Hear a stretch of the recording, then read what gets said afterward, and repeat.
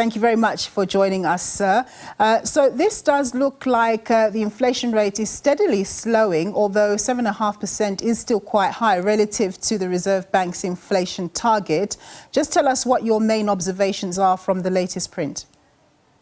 Thank you so much, and good afternoon, Pumelelo, and the viewers.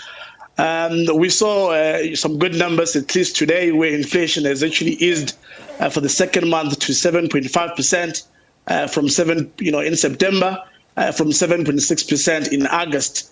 As you have already highlighted, it was actually remain above, the sub target of 3% to 6%.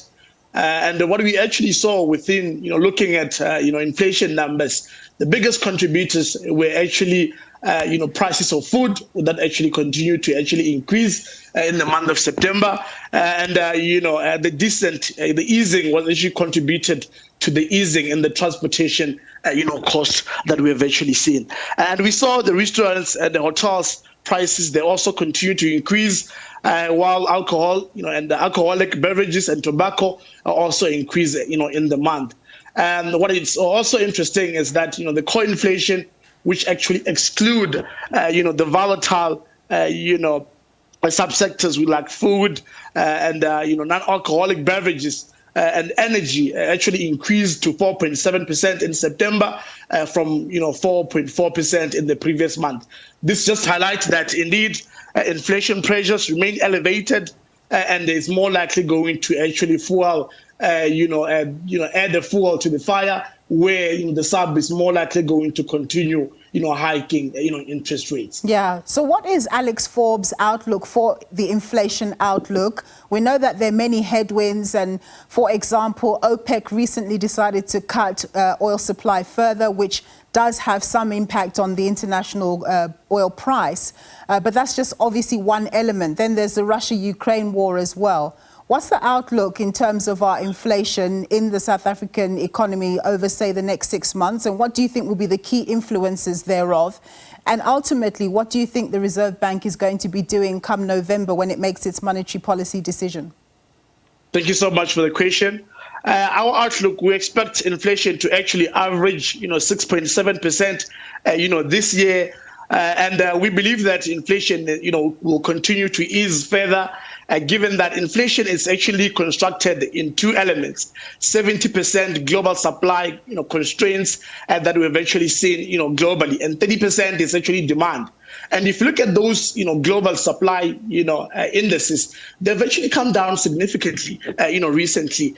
And despite the move by, OPEC to cut, oil production by 2 million barrels per day, we also saw the U.S., highlighting that they will release some of the reserves, releasing around 10 million barrels, per day. And the other element to this is that the global economy, it's actually on a slowdown. And, we are seeing a low, global demand when you look at, the oil.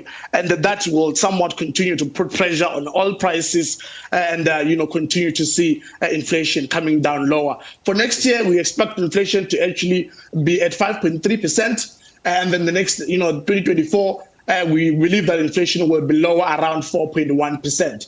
If we see inflation, if we see oil prices increasing by 10% from the current level, we are more likely going to see inflation, averaging, 6.9%, this year. But, looking at what has been happening, if you look at global manufacturing PMIs, they've been, decreasing significantly, which highlights that indeed the global economy is actually in a slowdown. Yeah. And just in terms of what you expect the Reserve Bank to do going forward, say from November? In November, the forwards rates are actually highlighting that the SARB is more likely going to actually hike by another, 75 basis points, given that the rand has actually weakened significantly, compared to where, it was when they actually, hiked previously. So they are going to actually follow other central banks that are actually hiking, aggressively. It's not really us that are actually facing higher interest rates. If you look at globally, the US is also hiking. If you look at this morning, we also saw the UK inflation also increase to 10.1%.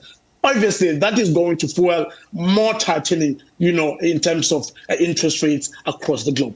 All right. Thank you very much for your time, sir. That was Murendeni Nengovela. He's an economist at AlexForbes.